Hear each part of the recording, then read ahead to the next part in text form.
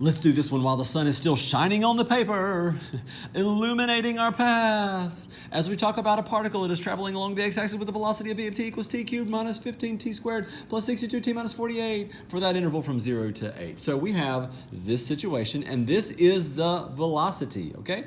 So we're going to type this in our calculator before we even start, because I know we're going to need to. If we don't do it now, you'll regret it. So it'll be just a path of tears if you don't do it now. So x cubed minus 15x squared plus 62x. I know I've said this before, but I find it so much faster to just be like x instead of x to the third. Get out of the exponent.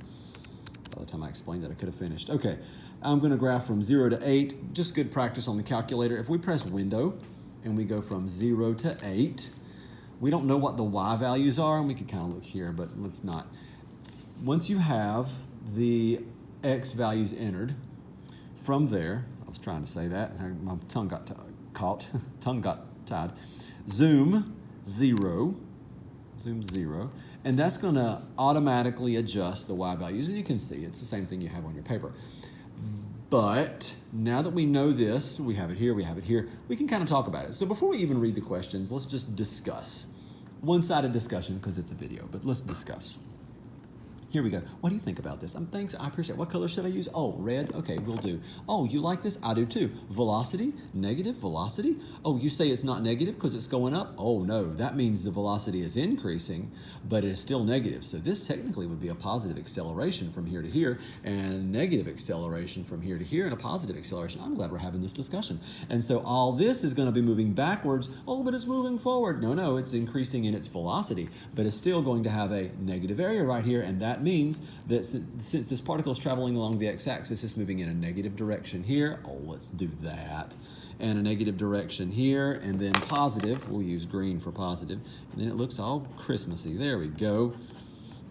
That's it. Wow, I'm glad we had this discussion. Number one, what is the total distance traveled? So count that positive, count that positive, count that positive. We are going to just type it in the calculator. So math 9. From 0 to 8 of not velocity, but the absolute value of velocity. On the calculator, that is under the math menu. Go over to number and choose absolute value. Alpha trace pulls up the y functions, or whatever functions you're dealing with. I say y functions because it could be, well, there's different ways of graphing. We'll get to that in BC. And dx. So we will press enter and get an answer, and it is that. Let's just write it down. I said I'd write in red, so we're going to write this thing in red. The interval from 0 to 8 of the absolute value of velocity, dt, is 123.5. They didn't give us units, so we'll stick with that. And I know I said around to 3 decimal places. This one terminates, so we'll just stick it there and leave it there. Now, if you want to make this harder than it is, and why would you want to? Let's not.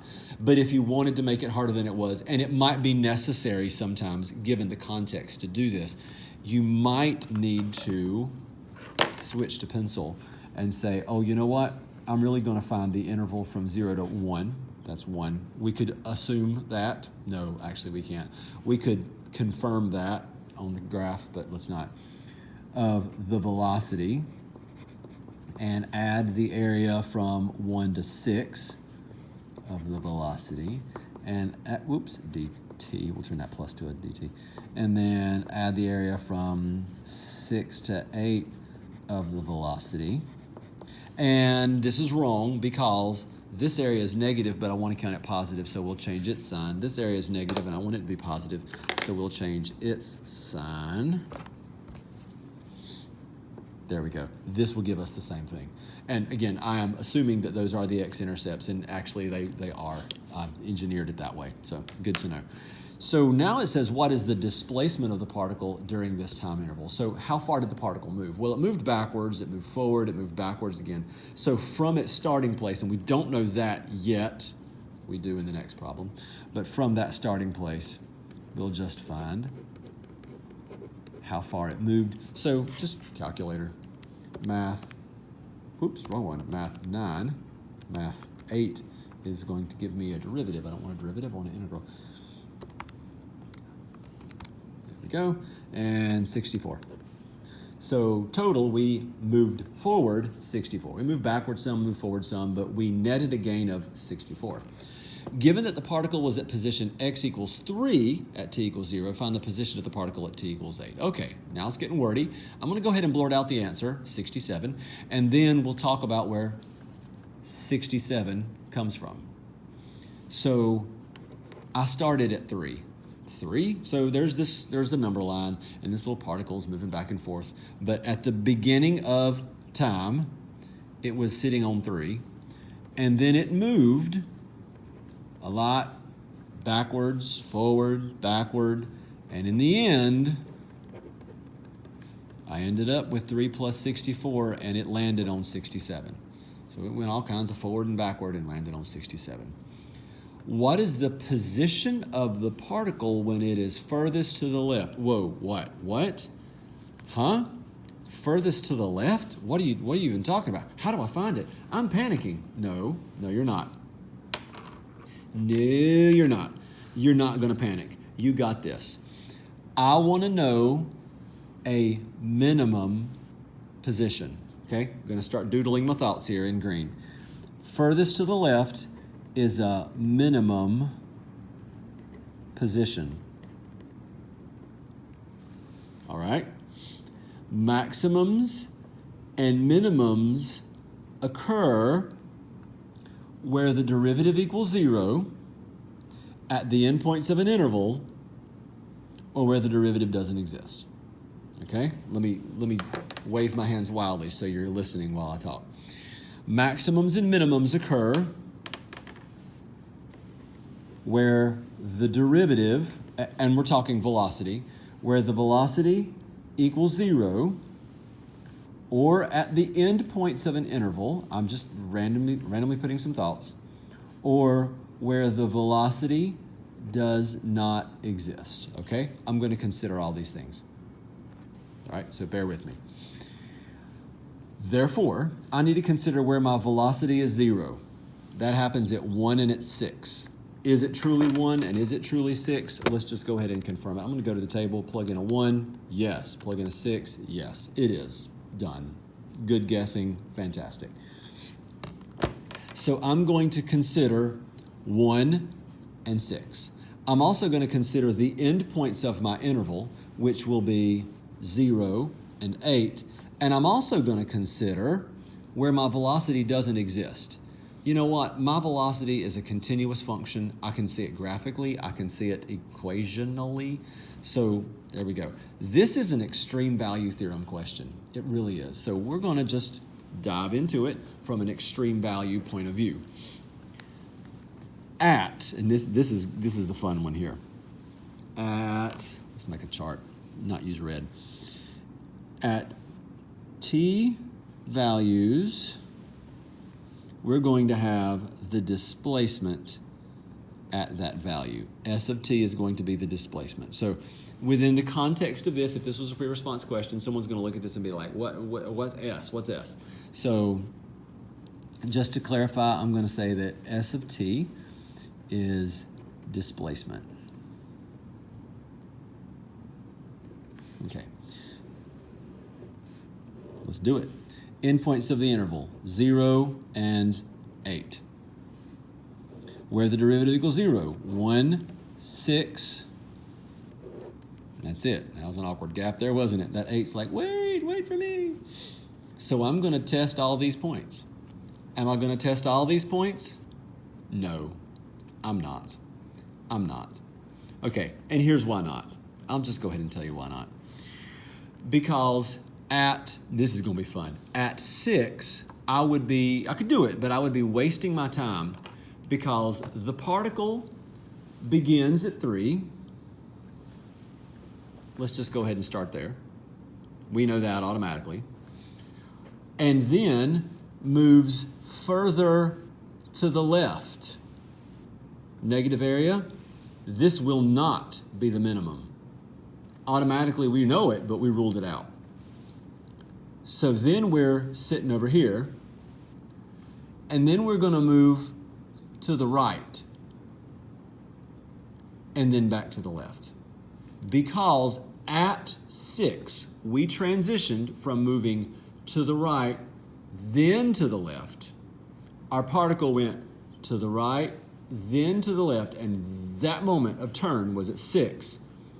It cannot be the furthest to the left because it turned around and headed left after that. So not even necessary. This is going to be a relative max. I don't even know why I put that slash there. But this is going to be a relative max, not a minimum, not an absolute minimum. So we're going to figure out what happens at 1. We're going to figure out what happens at 8. Okay, how do we know what happens at 1? What happens at 1 is, well, I start at position 3, and then I travel for 1, what, minute? Oh, they don't say, for 1 time unit. So from 0 to 1, I travel, and I'm going to find out what that is in my calculator. Okay? When I get to 8, I have traveled where I start. I'm sorry, let me start all over. I traveled 64, but I started at 3, so I already know this one. So all I need to find is that guy right there. Let's do it. 3 plus math 9, 0 to 1, not 4, velocity, negative 18.75. Negative 18.75. Okay. Often on a question like this, on a free response, they would say, justify your answer. And I'm going to try to articulate that. So, little itty bitty space down here, we'll switch back to red. The particle is furthest to the left. All right, make sure you're answering the question. What is the position of the particle? I almost said, our particle's furthest to the left at t equals 1. Fantastic. That's not what they asked. You can tell them that, but that's not what they asked. So at t equals 1, when it is at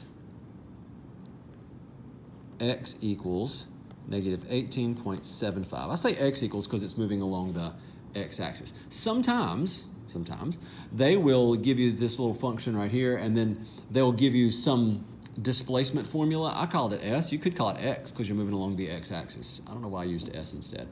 And in the justification, we considered the endpoints of the interval. We also considered where the derivative equals 0, where the velocity was 0. And we also didn't need to consider, but considered where the velocity does not exist.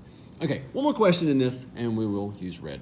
What is the average velocity? Well, average velocity is 1 over the width of the interval times this guy right here, 0 to 8. This one's going to be easy, v of t dt. And just because I think it's worth doing, let's talk about how the units work out here. My final answer will be velocity. It will be velocity. Like if this was meters in seconds, this would be meters per second.